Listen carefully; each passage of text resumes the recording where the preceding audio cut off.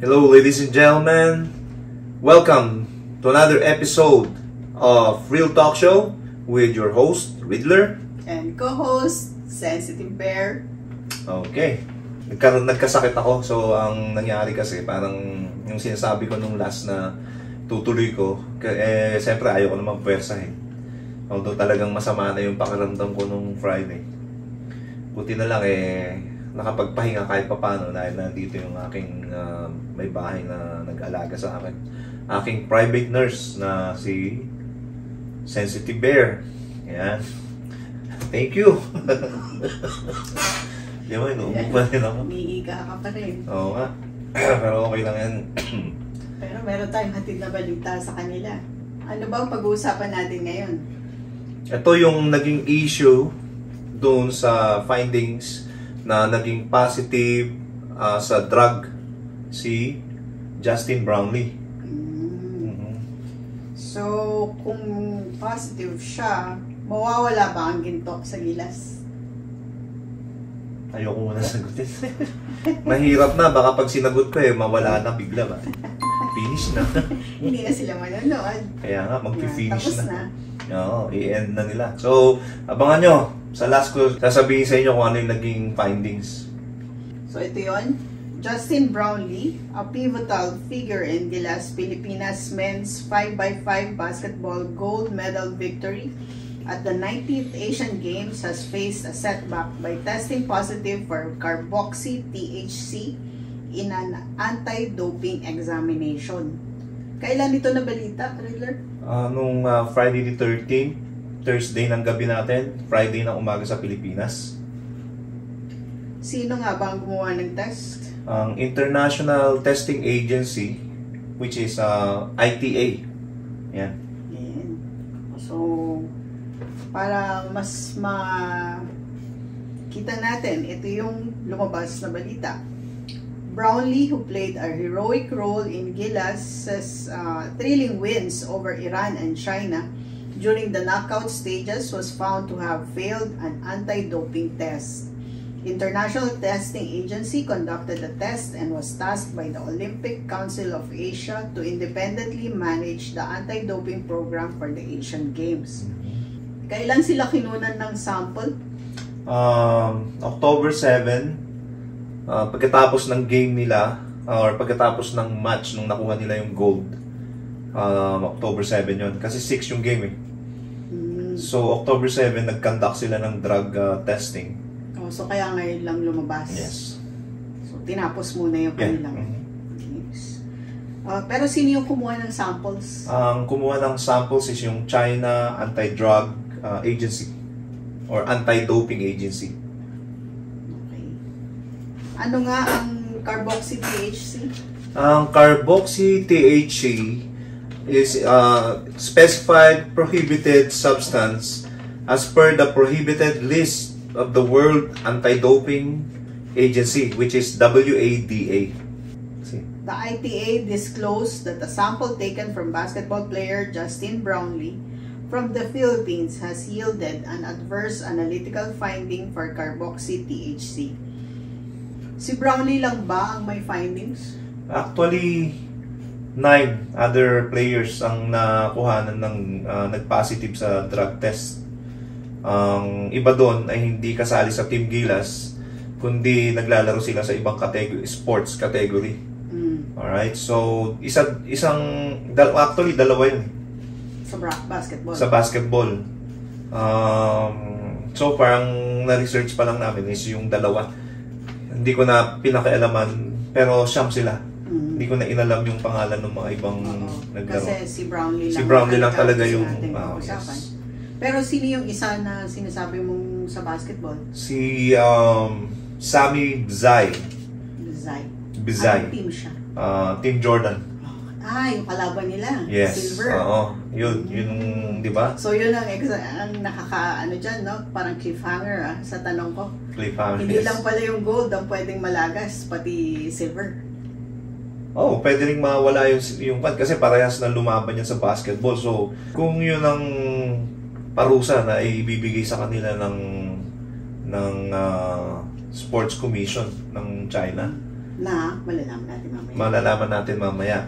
Ano nga uli ang adverse analytical findings? Ang adverse analytical findings is a report from a WADA accredited laboratory that confirms the presence of prohibited substance and or its metabolite or markers in a sample. So, yun pala yung test na ginagawa nila. Yes. So, ito yun. Ano yung naging findings kay Sami Bazay? Ang naging findings kay Sami Bazay, isang steroid performance enhancing drugs. Ito yung napakahaba dehydrochloromethyltestosterone. Anabolic steroid pala siya. So, ano nga ba yung nakita yung dun sa isang player? Si Sami Bazay? Si Sami Bazay ay nakitaan ng isang steroid o performance enhancing drug. So, i-explain ko yan. Yung steroid kasi, di ba na alam nyo naman na ginagamit yan sa mga nagba-bodybuilding para mas lumakas at lumaki yung kanilang mga muscles. Kumbaga parang pagka ginamit mo yan sa game is ang magiging epekto niyan is para siyang Red Bull. Na ito kasi iba, parang magiging superhuman ka eh. Tapos, di ba yung iba, kapag hindi nagpa-bodybuilding, nagkakaroon sila ng manas. Medically. Yes. Nagkakaroon ng manas. Kasi nga, sabi mo, hindi pinagpapawisan. Oo. So, dapat ipawis nila yun para mag-build up ng muscles. Yes. Kundi magiging, parang useless na katawan mo yun, oo. Tama. So, deoxyhydrochloromethyltestosterone, to be exact, yung nakita sa kanyang steroid. May posible bang dahilan bakit ganun ang findings? Kay Brownlee, yes. Dahil yung meron siyang na mga injuries. So doon niya, ang alam ko doon niya ginamit yung medical marijuana para doon, yun nga, sa karamdaman niya, yung mga injuries niya. Naging abusado ba siya sa paggamit ng cannabis? Hindi. Hindi, dahil medical use naman ng yung paggamit niya nito. So, depende na lang siguro kung gaano karami. Pero ang alam ko, may may mga certain amount na ginagamit, hindi yung overdose. So may follow-up tayo dyan. Malalaman natin. So babasahin ni Sensitive Bear. Philippine Olympic Committee President Abraham Tolentino stated that he had discussed the matter with the Samahang Basketball ng Pilipinas, whose officials explained that Brownlee had been on medication to manage persistent injuries, which likely caused the adverse finding.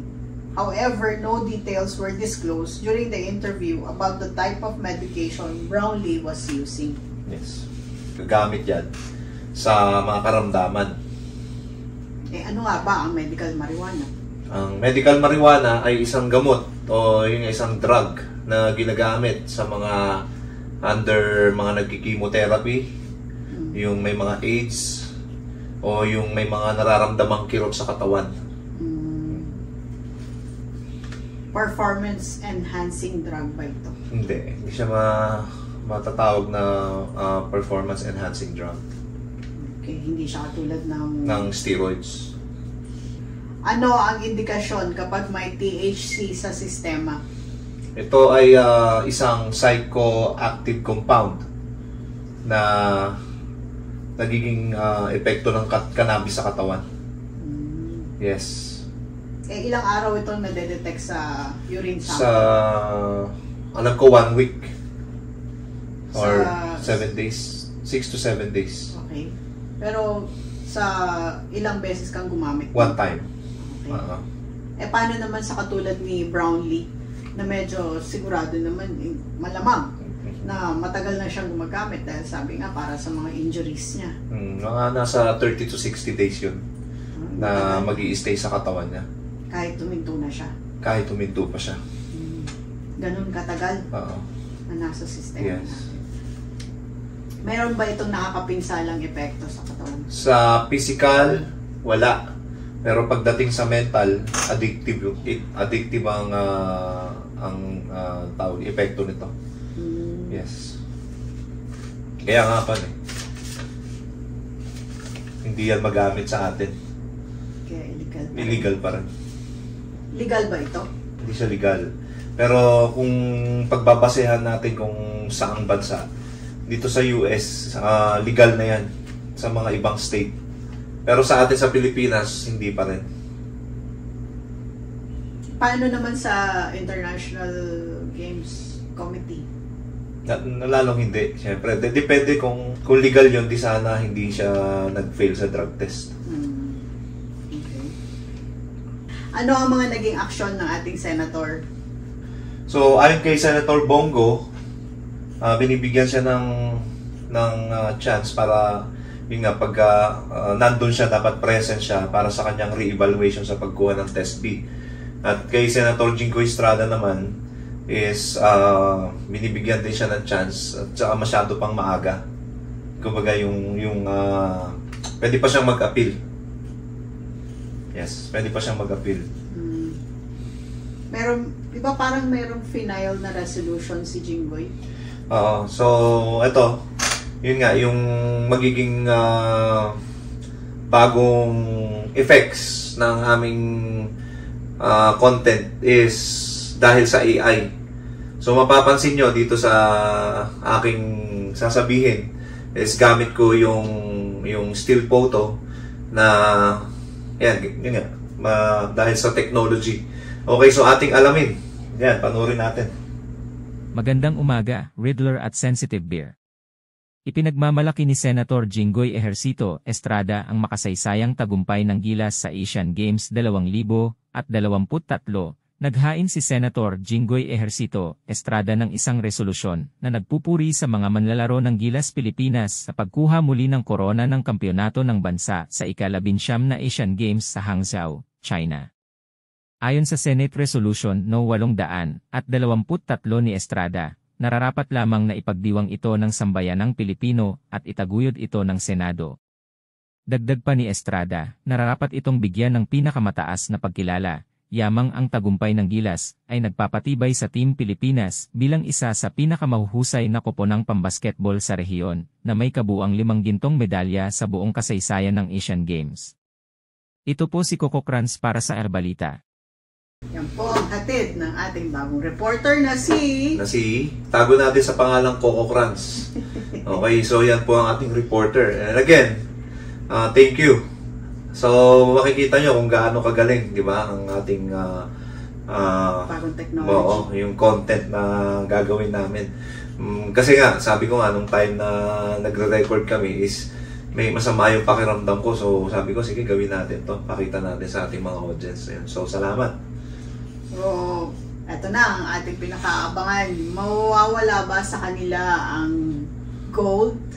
Ayun nga, ang nakakalungkot na balita, mga kaibigan, na dapat di ko na pinatagal to. Nung palang umpisa, nung tinanong niya, dapat sinagot ko na. So, ang naging decision dyan ng ating international competition is ibigay sa kanila yung gold. Ibigay pa rin. No disqualification pa rin. Yay! Diba? So, natutuwa naman. Nakakatuwa. So, ano ba ang basehan ng desisyon? So, ang naging basehan ng desisyon nila is dapat sa isang team may findings or yun nga, pagka nag-drug test yung mga yun, at least more than 2 ang makuhanan o maging positive para masabing disqualified ang isang koponan or isang team. Okay, so yan, ipapabasa natin kay Sensitive Bear para mas malaman natin kung ano talaga ang magiging sanction or yung magiging hatol. The POC President cited Article 11.2 of the Anti-Doping Rule of the International Olympic Committee, which under consequences of team sports states that if more than 2 members of a team in a team sport are found to have committed an anti-doping violation, the CAS-ADD may impose an appropriate sanction on the team as provided in the relevant international federation. in addition to any consequences imposed upon the individual athletes committing the anti-doping violation. So, ano ang conclusion mo? May nakita akong note mo doon, no?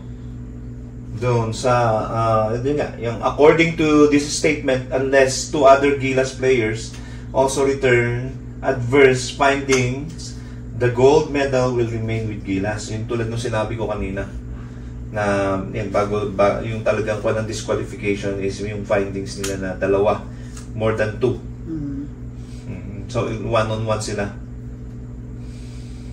So, congratulations, Gilas!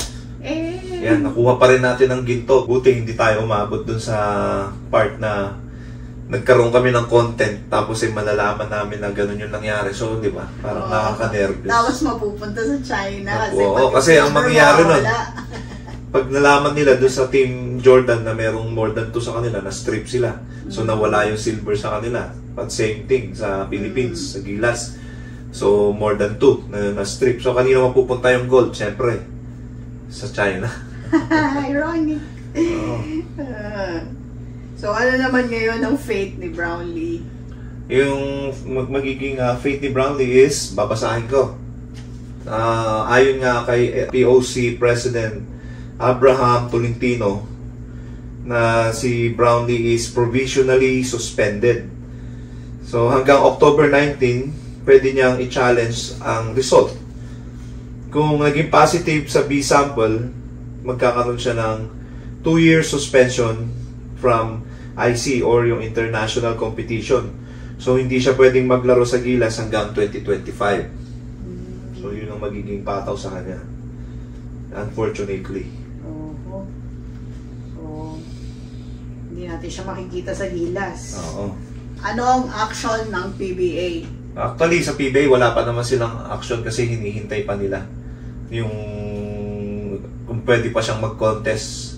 So, doon malalaman do sa second na attempt yung re-evaluation kung ano nga ba, kung papatawan nga ba siya ng PBA. Same doon sa rule na ginawa ng international competition. Okay. So, yun. Sad to say na magdasal tayo sa mga fan ng Ginebra. Di ba parang meron na bang nangyaring ganyan na insidente dati? Meron. Natatandaan ko nung panahon ng 2018. So, nangyari kay Just at si Kiefer Ravena na naglaro din sa Gilas. So, babasahin ni Sensitive Bear para mas malaman pa natin. The most recent instance of a PBA player testing positive for prohibited substance occurred in 2018 when Kiefer Ravena returned an adverse result for a performance-enhancing substance during a FIBA World Cup qualifier. FIBA imposed an 18-month suspension on Ravena, and the PBA adhered to this decision as it encompassed all leagues globally. So dahil parang yung PBA is under FIBA, so sinunod din nila yung sanction ng FIBA. 18 months din ang suspension. So malalaman natin yan pagkatapos ng result do sa evaluation pa rin. Pero yung may isa ka pang note dyan, no? Yung, the Asian Games falls outside FIBA's jurisdiction. Yeah. So ano ang magiging decision ng PBA dyan? So pagagaanin lang naman nila is bibigyan siya ng pataw pero papagaanin nila. Yung titawag nilang repercussion o yung consequence ng kanyang ginawa. So, maximum na pwede nilang ipataw, 2 years. 2 years. Pero hindi ko alam ngayon Kung ipapantay. Kung ipapantay nila, iba rin kasi ang rule ng international. Yun nga. Malamang baka kung dyan nalaman, pwedeng fine, tapos suspension. Or baka, depende, malalaman. Hindi pa sila nagbibigay ng statement. Yes. Hinihintay pa nila. Kasi nakapaglaro pa naman si Kiefer Ravena. So naglalaro pa rin yata siya ngayon sa PBA. Kasi baka 2018 pa yun. 18 months lang naman. Isang taon at kalahati lang yun. Tingnan natin. So ang mga fans ng Ginebra at ni Justin Brownlee patuloy na sumusuporta, malamang, di ba? Hindi naman siguro mawawalan ng pag-asa. ang kanilang kupunan. Wala ka bang i-share na karanasan mo bilang isang dating basketball player? So, yun, dati ako naglaro sa interdepartment saka sa mga barangay at saka nirepresent namin yung Baguio nung time na nung kabataan ko noon tinawag akong The Carabao. Bakit? Nakakatawa nga kasi sabi ko The Carabao tapos sabi nang-aararo daw kasi ako. Oo. So Kala ko nanunuwag. hindi, nang-aararo. So yun lang yung aking naging karanasan nung kabataan ko. So kala ko naman The Bull, di ba? Sabi ko The Bull, hindi, The Carabao daw. So yun. So again, dito na po magtatapos ang aming show. Maraming salamat po sa mga nanood nung last episode, sumuporta sa amin. Na-appreciate po namin yung inyong mga comments at sa dami ng mga nag-share at sa likes at sa mga nanood. So again, sana yun nga, ipagdasal din natin ang ating mga kababayan na lalo na ngayon may nangyayari sa Israel at sa mga naipit sa Gaza. So sana ipagdasal natin na yung mga kababayan natin, o hindi lang kababayan natin, yung mga tao doon magkaroon sila ng peace. Yes. At matapos na tong gera na to. Kasi magkakaroon naman ng epekto to sa globally sa economy. So again guys, we would like to say thank you for watching, and please tune in for the next episode. So this is Riddler and Sensitive Bear and Real Talk Show. Thank you so much and have a good day. Thank you. Thank you.